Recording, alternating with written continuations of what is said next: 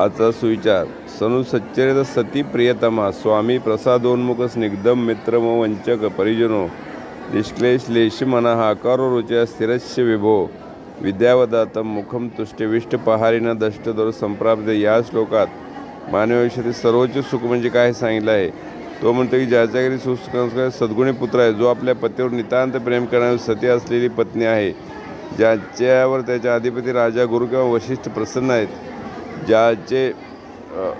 मित्र सेवक विश्वासने आपुलकीने वागणारे कपटी नसणारे आहेत, ज्यांचे मन संपूर्णतः द्वेषविरहित